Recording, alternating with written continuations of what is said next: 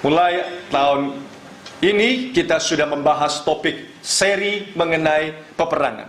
Menyadari tahun yang baru Tuhan beri kepada kita. Kita tahu setiap pergumulan, perjuangan hidup kita harus lihat itu sebagai satu peperangan.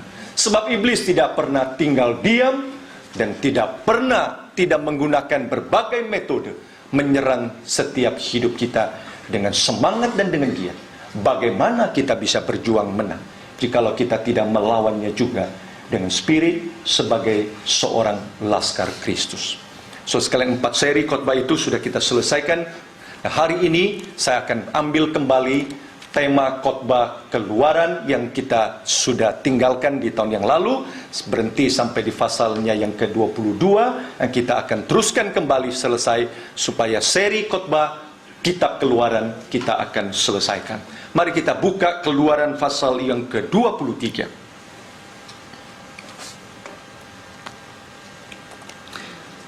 Keluaran pasal 23 ayat 1 sampai dengan ayatnya yang ke-13. Keluaran 23 ayat 1 sampai 13. Saya akan bacakan untuk kita semua bagian ini. Janganlah engkau menyebarkan kabar bohong. Janganlah engkau membantu orang yang bersalah dengan menjadi saksi yang tidak benar. Janganlah engkau turut-turut kebanyakan orang melakukan kejahatan, dan dalam memberikan kesaksian mengenai sesuatu perkara, janganlah engkau turut-turut kebanyakan orang membelokkan hukum. Juga janganlah memihak kepada orang miskin dalam perkaranya. Apabila engkau melihat lembu musuhmu atau keledainya yang sesat, maka segeralah kau kembalikan binatang itu. Apabila engkau melihat rebah keledai musuhmu karena berat bebannya, maka janganlah engkau enggan menolongnya. Haruslah engkau rela menolong orang dengan membongkar muatan keledainya. Janganlah engkau memperkosa hak orang miskin di antaramu dalam perkaranya. Haruslah kau jauhkan dirimu dari perkara dusta. Orang yang tidak bersalah dan orang yang benar tidak boleh kau bunuh. Sebab aku tidak akan membenarkan orang yang bersalah. Suap janganlah kau terima, sebab suap membuat buta mata orang-orang yang melihat dan memutarbalikkan perkara orang-orang yang benar. Orang asing janganlah kau tekan, karena kamu sendiri telah mengenal keadaan jiwa orang asing. Sebab kamu pun dahulu adalah orang asing di tanah Mesir. 6 tahun lamanya engkau menabur di tanahmu dan mengumpulkan hasilnya.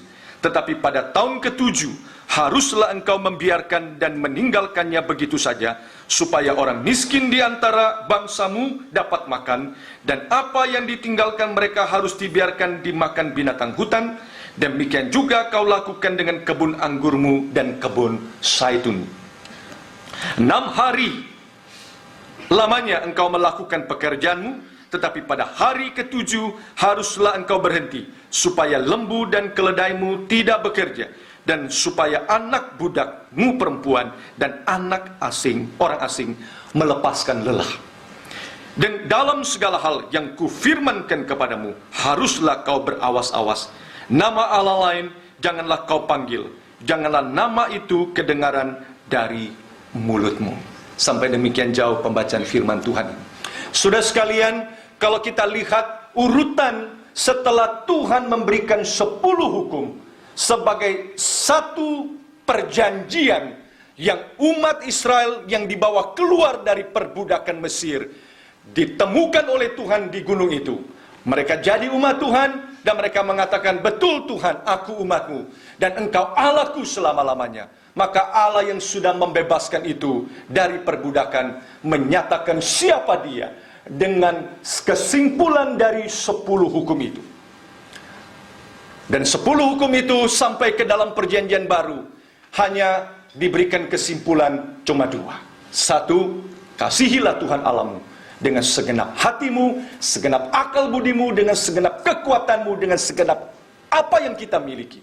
Dan yang kedua, kasihilah sesamamu manusia seperti kita mengasihi diri kita sendiri. Demikianlah juga kita harus mengasihi manusia yang lain.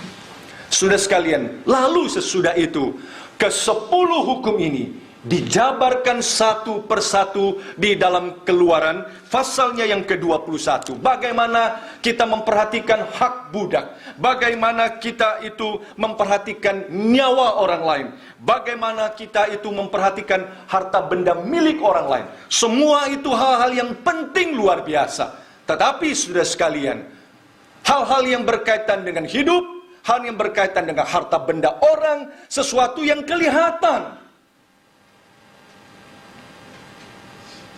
itu penting.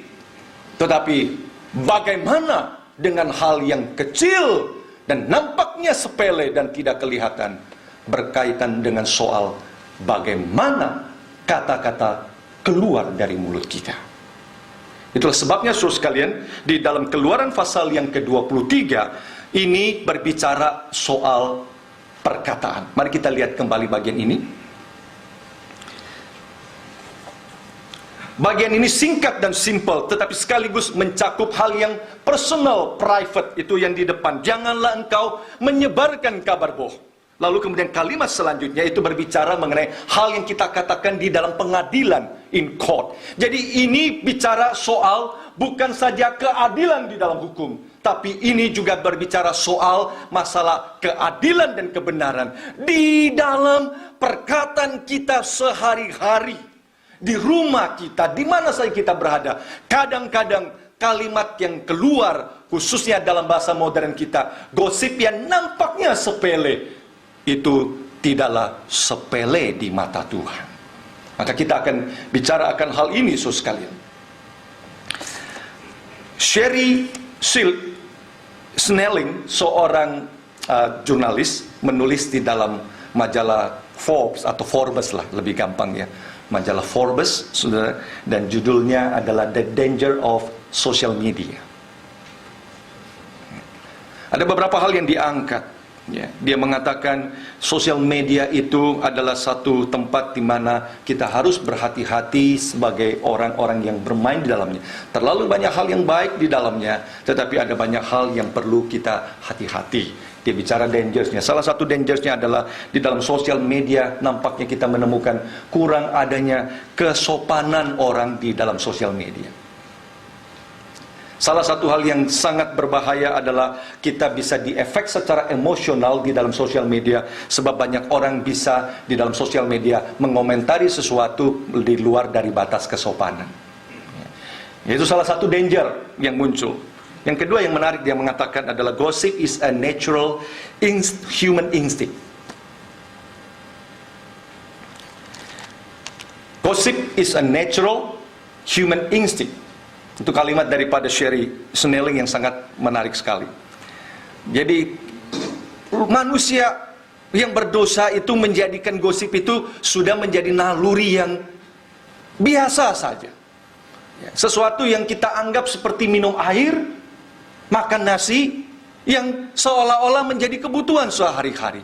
Sehingga kita tidak lagi menyadari efeknya, bahayanya, dan belum lagi kita menyadari pada waktu kita membaca bagian ini, saudara sekalian, itu bukan saja berkaitan bagaimana relasi kita, bagaimana emosional yang bisa ditimbulkan daripada gosip itu, tapi lebih daripada itu, bagaimana kita melihat hubungan kata-kata yang keluar dari mulut kita di dalam relasi kita dengan Allah. Yang ketiga, kata Sherry, the dangers daripada sosial media, kita bisa menemukan banyak orang yang memenuhi kebutuhannya yang sakit untuk menjadi pusat perhatian di sosial media. Nah, jangan sampai juga kita menaruh kebutuhan kita yang sakit, ingin terus ngintip orang punya foto di Instagram atau di Facebook. Ada orang yang bangun pagi sudah langsung komentar apa saja, lalu kemudian ekspresikan emosinya apa saja yang ada di sosial media. Ya, so sekalian, kalimat daripada sharing mengingatkan banyak hal orang memiliki needs yang unhealthy, yang ingin menjadi pusat dan fokus. Oleh sebab di dalam sosial media itulah kita menemukan kurang adanya kesopanan yang terjadi, dan tempat di mana gosip bisa menyebar tanpa kita bisa lagi menemukan di mana ujungnya dan pangkalnya, sehingga sulit luar biasa. Dulu gosip mau tidak mau traveling karena kita ngomong ke sebelah kita pakai ke telinganya. Lalu kalau kita mau sampaikan ke luar kota lumayan mahal, harus interlokal. Jadi gosip itu mahal zaman dulu. Zaman sekarang sudah murah, saudara sekalian, dengan WhatsApp gratis, ya, dengan Facebook gratis dan sebagainya. Dan kalau dulu dengan telepon one by one, jadi akhirnya mesti nyambung. Tapi kalau dengan sosial media satu kali semua orang bisa lihat. So Sherry Shelling mengatakan di dalam Forbes, the dangers of social media memiliki hal seperti itu. Nah, terakhir, kemudian di dalam artikelnya mengingatkan kepada kita harus hati-hati. Tapi bagi saya, saudara sekalian, ini merupakan bagian yang penting. Bagi saya ketika Alkitab bicara kabar bohong, gosip, masuk ke dalam bagian ini, di dalam struktur aturan-aturan Tuhan yang begitu banyak, itu berarti ini hal yang penting. Tuhan bicara soal bagaimana kita memperbaiki relasi kita dengan Buddha kita, bagaimana kita menghargai hidup orang, bagaimana kita memperhatikan bayi yang ada di dalam kandungan. Itu hal yang penting, saudara sekalian. Tetapi sampai kepada bagian ini, bagian firman Tuhan ini kemudian mengajarkan kita bagaimana kita memiliki hidup, khususnya berkaitan dengan relasi antara apa yang benar dan apa yang benar itu dengan apa yang adil. Mari kita buka bagian ini sekali lagi. Keluaran pasal 23 ayat 1 sampai 3. Lalu harusnya nyambung di ayat yang ke-6 sampai dengan ayat yang ke-9, karena itu adalah bagian yang bagi saya satu topik yang sama. Janganlah engkau menyebarkan kabar bohong. Janganlah engkau membantu orang yang tidak bersalah dengan menjadi saksi yang tidak benar. Janganlah engkau turut-turut kebanyakan orang melakukan kejahatan. Dan dalam memberikan kesaksian mengenai sesuatu perkara, janganlah engkau turut-turut kebanyakan orang membelokkan hukum. Janganlah memihak kepada orang miskin di dalam perkaranya. Bagaimana kita hidup sebagai anak Tuhan? Bagian ini memberikan prinsip. Hal yang paling penting, mari kita hidup benar dan bagaimana kita hidup adil. Kebenaran tidak pernah dilepaskan dengan aspek keadilan. Dan pada waktu seseorang ingin mencari keadilan, kita harus mencari apa itu yang benar adanya. Saudara sekalian, dua hal yang muncul. Pertama, jangan sebarkan kabar bohong. Itu berkaitan dengan relasi personal biasa. Nah, saudara sekalian, perhatikan, kabar bohong sendiri sudah merupakan sesuatu aspek. Kita kadang-kadang bisa tahu hal itu tidak benar, tetapi kita bisa mencegah diri kita untuk tidak mengabarkan hal yang tidak benar. Betul? Ya. Jadi aspek ini diangkat oleh Alkitab kita adalah pertama, kabar itu sudah bohong. Ya. Tetapi menjadi berbahaya luar biasa adalah kabar yang sudah bohong itu disebarkan oleh orang. Oke. Tapi saudara teruskan lihat lagi ayatnya. Tetapi lebih bahaya lagi adalah jikalau lantas sudah tahu itu kabar bohong, berani kemudian bersaksi di pengadilan dan berkata itu adalah hal yang benar. Oke, jadi saudara perhatikan langkah yang muncul di sini. Pertama, jangan sebarkan kabar bohong. Jangan ikut membantu orang bersaksi dan menyatakan itu adalah hal yang benar, padahal itu adalah yang tidak benar adanya. Oh, saudara sekalian, Allah kita adalah Allah yang kebenaran. Allah kita adalah Allah keadilan. Kalau dia adalah Allah kebenaran, maka dia adalah Allah yang interest dengan kebenaran. Kalau dia adalah Allah keadilan, maka dia adalah Allah yang interest dengan keadilan. Dan itu menjadi satu mawas diri, karena setiap kita manusia yang berdosa, kita senantiasa memiliki interest kepada gosip. Kita selalu memiliki interest kepada hal-hal yang tidak benar adanya. Itulah sebabnya bagian ini senantiasa mengingatkan kepada kita, jangan menyebarkan kabar yang bohong. Saya sempat nonton sedikit saja, jadi tidak terlalu tahu kasusnya di depan. Lalu saya harap kalau bisa saya nonton habis film itu, tapi kalau saudara ingin nonton, saya rasa film itu sangat baik sekali. Judulnya Civil Action. Diperankan oleh John Travolta sebagai seorang lawyer. Nah, film itu, film mengenai true story. Ya. Saudara sekalian, true story dari seorang lawyer yang memperjuangkan hak dari beberapa orang yang mengalami persoalan secara environment. Ya, jadi ini saya rasa jauh lebih baik daripada film yang dimainkan oleh Erin Brockovich itu. Nah, ini dimainkan oleh John Travolta, judulnya Civil Action. Nah, dia seorang lawyer, ada 3 lawyer lain membantu dia. Saudara perhatikan, luar biasa sekali. Ini true story, bagaimana dengan uang sendiri, lalu lawyer ini mortgage rumahnya supaya bisa fight, karena yang dilawan itu adalah perusahaan yang besar. Nah, satu bagian dialog antara John Travolta sebagai lawyer dengan lawyer yang di sebelah situ. Ya, lalu kemudian ketemu dan duduk mereka berdua, lalu ditawarkanlah, kita selesaikan saja dengan baik, uang akan diberi. Lalu John Travolta mengeluarkan kalimat begini, I want to know the truth. Aku ingin mengetahui kebenaran. Lawyer yang satu bilang, di antara kita dan di dalam pengadilan, di mana saja, there is no truth. Yang ada adalah resembling truth.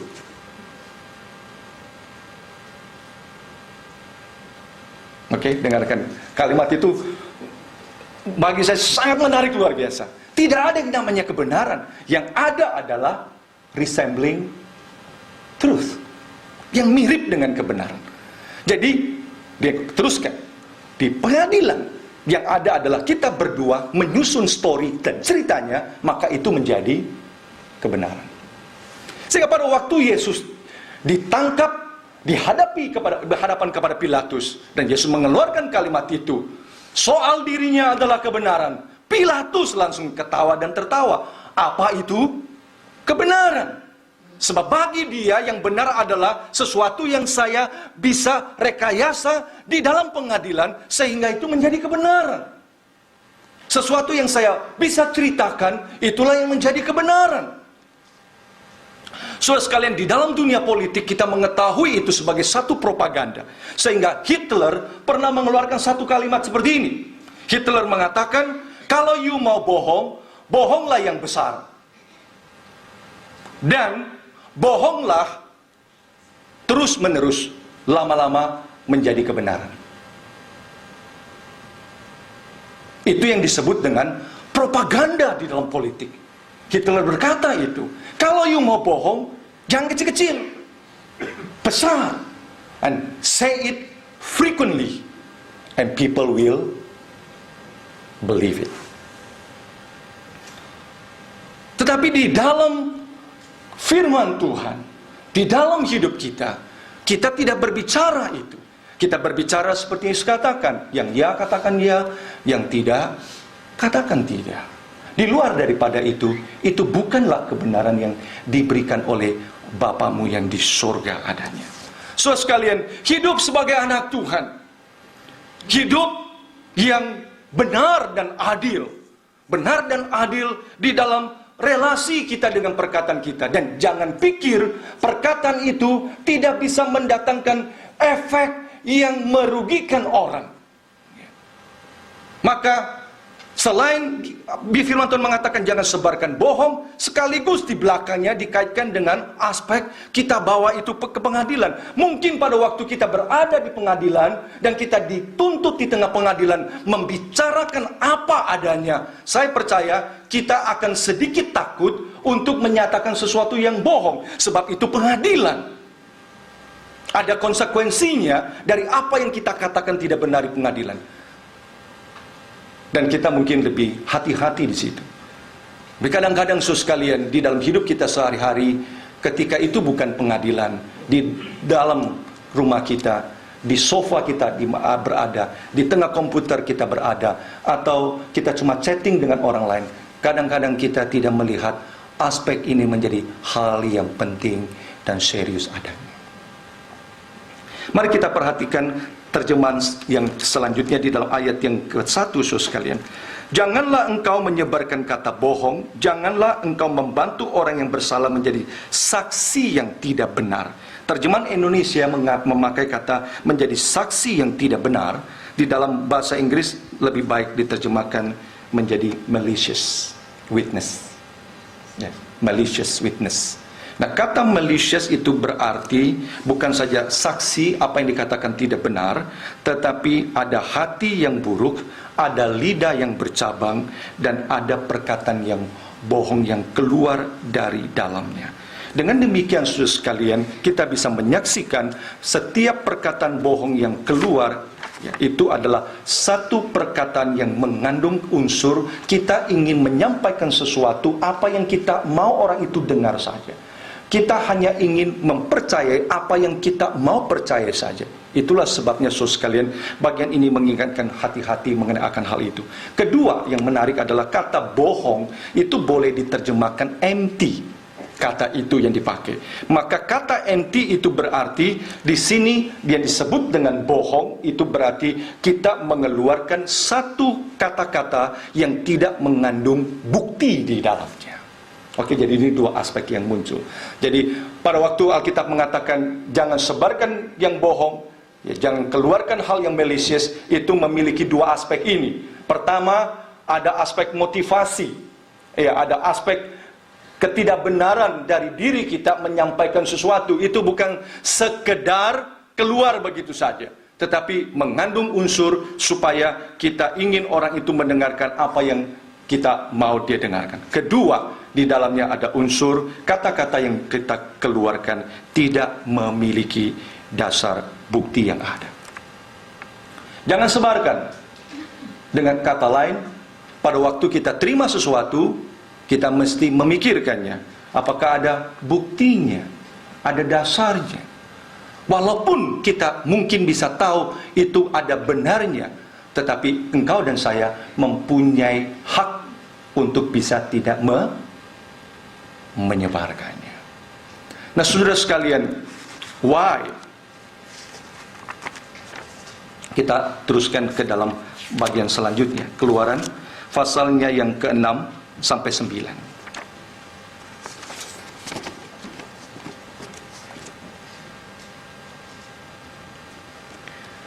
Keluaran pasal 6 ayat yang sampai ayat 9.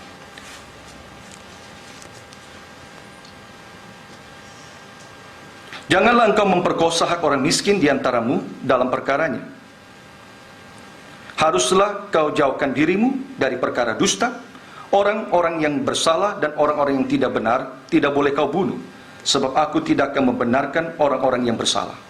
Suap janganlah kau terima, sebab suap membuat buta mata orang-orang yang melihat dan memutarbalikan perkara orang-orang yang benar. Orang asing janganlah kau tekan, karena kamu sendiri telah mengenal keadaan jiwa orang asing, sebab kamu pun dahulu adalah orang asing di tanah Mesir. Saudara, mari kita lihat ayat 3, unik sekali. Janganlah kamu memihak kepada orang miskin dalam perkaranya. Tapi sebaliknya Alkitab juga mengatakan hati-hati, jangan juga memperkosa hak orang miskin di antaramu dan orang asing di dalamnya. Ini dua harus balance. Dengan demikian kita bisa menyaksikan orang yang memiliki kekuatan dan kuasa yang banyak dan besar, hati-hati jangan sampai dengan kekuatan dan kuasa itu kita memperkosa kebenaran. Dan orang yang lemah, orang yang miskin itu tidak sanggup bisa membalasnya. Oleh sebab kita lebih berkuasa, kita bisa mengatur pengadilan, kita bisa memutarbalikkan semua yang salah itu menjadi benar. Yang miskin dan orang asing dan minoritas itu tidak bisa apa-apa. Tapi pada saat yang sama Alkitab juga mengatakan, jangan membabi buta hanya karena orang itu lemah, orang itu miskin, lalu kita anggap semua di dalam diri dia pasti benar adanya. Dari sini kita bisa melihat pada waktu kita hidup soal benar dan adil, kita tidak boleh menjadikan benar adil itu adalah karena berdasarkan ras, kulit, dan karena persaudaraan dan pertemanan.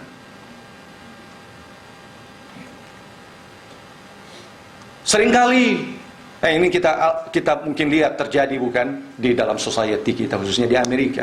Pada waktu dia adalah seorang yang berwarna kulit hitam, lalu kemudian berhadapan di dalam pengadilan, belum diputuskan apa-apa, sudah langsung dianggap guilty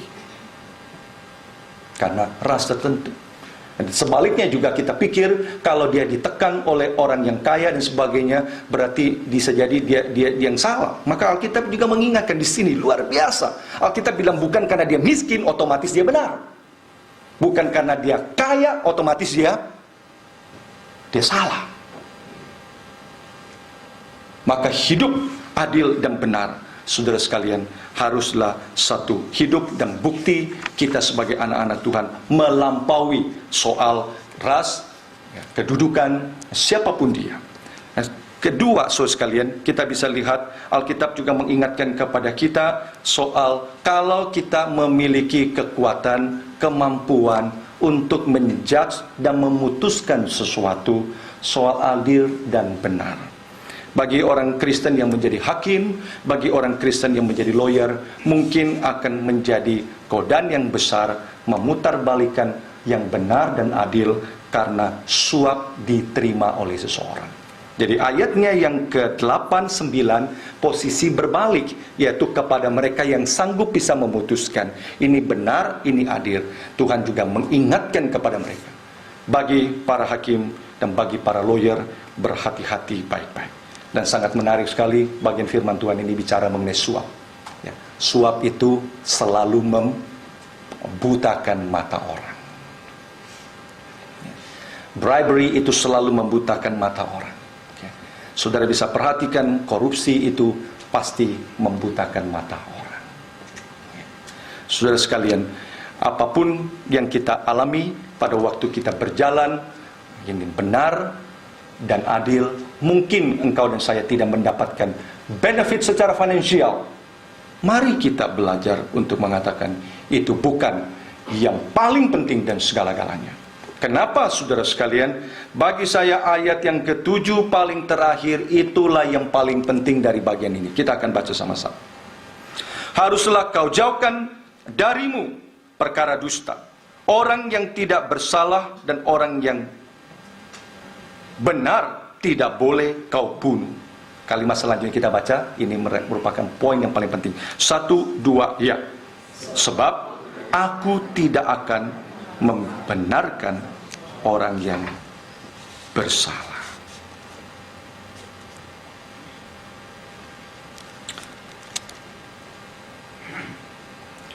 Kalimat ini mengingatkan kepada kita, Allah kita yang benar dan adil adalah Allah yang sungguh-sungguh memperhatikan setiap perkataan yang keluar dari mulut kita.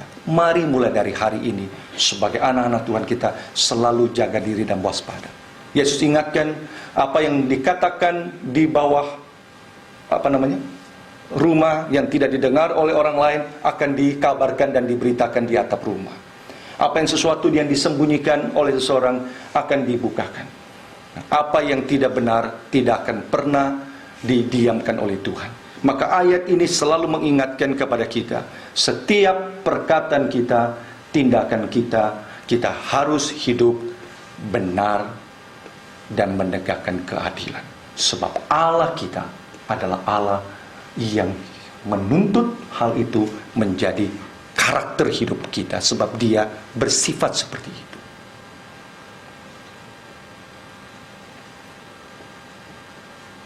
Kedua, mari kita lihat ayat yang keempat dan ayat kelima.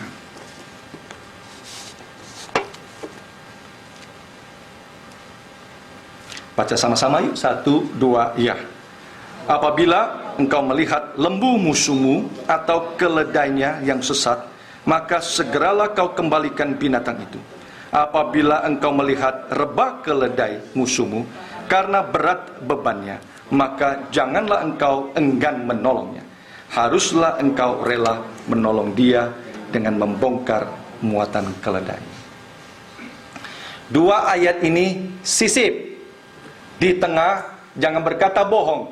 jangan bersaksi dusta, jangan memperkosa orang lain.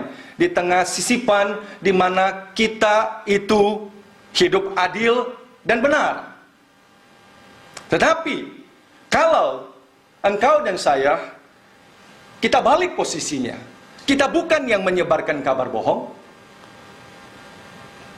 Mari kita balik posisinya. Kita yang menjadi korban di situ. Di tengah pengadilan engkau tidak berdaya. Ada saksi dusta, bersaksi dusta kepadamu. Lantas engkau pulang, di tengah jalan, yang bersaksi dusta itu, keledainya lagi rebah.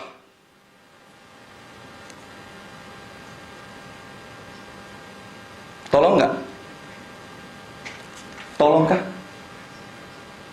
Atau ia bilang, karma. Allah itu adil, rasain lu. Nah, ini menarik ya. Kenapa disisip di situ? Ya, kenapa disisip dua ayat itu? Kalau engkau melihat musuhmu, keledainya sesat, ambil bawa pulang. Kalau you lihat keledai musuhmu rebah, janganlah engkau enggan menolongnya. Ayat ini menjadi ayat yang membalikkan posisi. Pada waktu engkau yang mengalami situasi diperlakukan tidak adil, orang itu menjadi musuhmu dalam pengertian dia tidak pernah bertindak apapun yang baik kepadamu. Dia tidak pernah bertindak sesuatu apapun yang menjadikan hidupmu enak dan lancar. Dia selalu menjadi duri dalam dagingmu. Itu artinya musuh. Dia selalu menjadi orang yang mencari kesalahanmu. Itulah musuh. Dia menjadi orang yang menghancurkan dan menggencet kesempatan dan opportunity saudara dalam bisnis. Itulah musuh. Nah, seseorang yang tidak pernah melihat hal yang baik dan benar di dalam hidupmu, itulah musuh.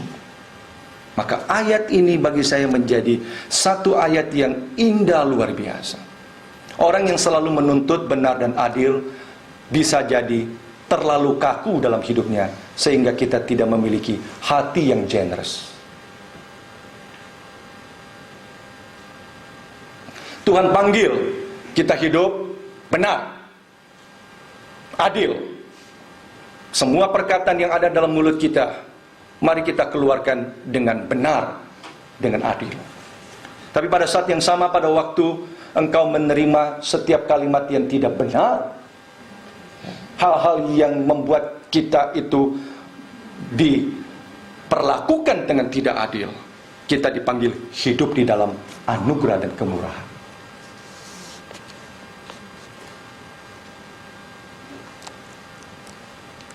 Nah, itulah panggilan hidup engkau dan saya. Jikalau musuhmu menampar pipi kananmu, berilah pipi kirimu. Jikalau dia meminta jubahmu, berilah juga baju. So sekalian, doakanlah orang-orang yang memusuhi engkau. Saudara sekalian, kita tidak hanya dipanggil hidup untuk adil dan benar. Engkau dan saya juga dipanggil untuk hidup murah hati dan beranugerah. Kalau ayat ini bicara soal beberapa respon emosional, barulah kita tahu memang Alkitab kita ini luar biasa indah. Coba kita lihat ayat yang kelima, bukan? Kata yang dipakai adalah, apabila engkau melihat rebah keledai musuhmu karena berat bebannya, maka janganlah engkau apa? Ya, enggan menolongnya. Terus haruslah engkau apa? Rela menolong. Ya. Oke. Dua kata, jadi menolong itu activity, ya kan? Menolong itu activity. Bisa jadi you tolong tapi tidak rela, oke? Ya, menolong itu activity. Ya. Tetapi Alkitab tidak bicara soal apa yang you kerjakan. Alkitab bicara dua aspek emosional yang kita tahu itulah kesulitan dan penghalang yang luar biasa. Kita pasti akan berseru dan berteriak pada waktu kita rasa kita tidak sanggup untuk bisa menang terhadap setiap kabar bohong dan kata-kata yang tidak benar yang dikeluarkan orang kepada kita.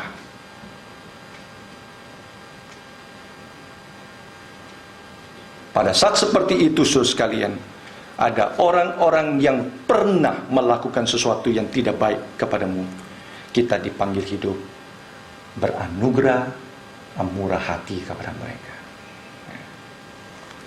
Selain di satu sisi kita belajar untuk generous, dan kita tahu hidup kita itu perlu untuk menjadi orang yang tahu dengan sadar, kadang-kadang orang itu juga perlu pertolongan. Kita tolong dia. Kita bersyukur kalau kita mempunyai kesempatan dan kemampuan yang ada, kita menolong orang seperti itu. Amin. Wah, gampang ya. Di kantor ketemu dengan teman yang terus tekan saudara, satu kali dia datang, saya dalam kesulitan, bisa minta tolong. Gitu. Saudara pasti bilang, itu memerlukan kasih Allah yang besar. Ayat ini menjadi indah, sebab disitulah firman Tuhan ini mengajarkan kepada kita. Prinsip dan aturan firman yang muncul ini bukanlah sesuatu yang hanya hitam di atas kertas, hitam di atas putih, saudara sekalian. Tetapi merefleksikan cinta kasih Allah. Kenapa kita harus terus berbuat baik kepada orang-orang seperti itu, orang-orang yang sudah pernah merugikan saudara dan sebagainya. Oleh sebab kita tahu, saudara sekalian, ya, karena Allah kita adalah Allah yang juga senantiasa bermurah hati. Saudara sekalian, Anda mungkin berpikir Anda telah berbuat baik kepada orang tersebut. Pada waktu dia di dalam kesulitan keuangan, saudara bantu. Saudara sekalian, ada orang yang sakit, saudara datang tolong. Semua kebaikan itu bisa dengan cepat dilupakan orang, dan sekejap mata sirna dalam hidup saudara. Saudara pasti enggan lagi menolong orang seperti itu. Saudara pasti mengatakan, tidak ada gunanya saya menolong orang seperti itu. Mari saudara sekalian, kita belajar memiliki hati yang murah hati. Tapi tidak berhenti sampai di situ. Kalau kita baca lagi, mari kita baca selanjutnya saudara sekalian.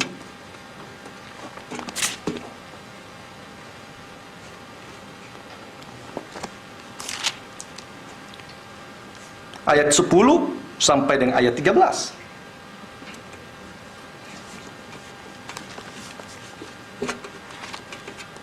Enam tahun lamanya engkau menabur di tanahmu, mengumpulkan hasilnya. Tahun yang ketujuh Tuhan perintahkan tidak boleh apa-apakan tanah itu. Ada dua hal yang muncul di situ. Pertama, itu menjadi kesempatan siapa saja. Ya, jadi kemurahan hati melampaui batas soal dia teman atau dia musuh. Siapa saja, saudara sekalian, tanah itu terbuka. Ya, tumbuh-tumbuhan yang tumbuh jangan diambil hasilnya, biar orang lain boleh makan dan menikmati. Bukan itu saja, saudara sekalian, luar biasa dan menarik lagi adalah biar tanahmu itu bisa menjadi berkat bagi binatang yang lain. Orang Kristen dipanggil bukan saja murah hati kepada orang, tapi kita juga belajar menghargai. Tidak selama-lamanya yang ada dalam hidup kita, kita harus eksploitasi terus-menerus bagi kepentingan dan keuntungan kita. Karena konsep memahami berkat itu banyak 6 tahun, masakan 1 tahun kita tidak rela untuk memberi. Itu poinnya. 6 tahun lamanya Tuhan sudah pimpin dan berkati, masakan 1 tahun saja kita itu tidak memberi. Yang ketiga, saudara sekalian, kemurahan hati yang muncul di sini. Alkitab berkata, biar binatang itu dan budak-budak yang bekerja bisa lepas lelah mereka. Pemilik dari Chick-fil-A di Amerika, itu restoran fast food chain dari orang Kristen, mengambil keputusan hari Minggu tidak buka. Nah, hari Minggu itu dia kehilangan 1 tahun 20% omset. 20%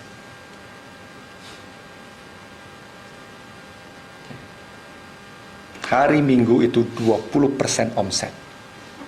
Dia tutup, biar semua karyawanku hari Minggu boleh pergi berbakti di gereja, boleh melayani Tuhan hari Minggu, boleh memperhatikan orang yang susah dan miskin pada hari Minggu, boleh memberikan bakat dan talentanya kepada hari Minggu. Nah, orang-orang seperti ini, saudara sekalian, menjadi orang-orang Kristen yang menjadi indah, contoh teladan yang agung dan baik bagi kita.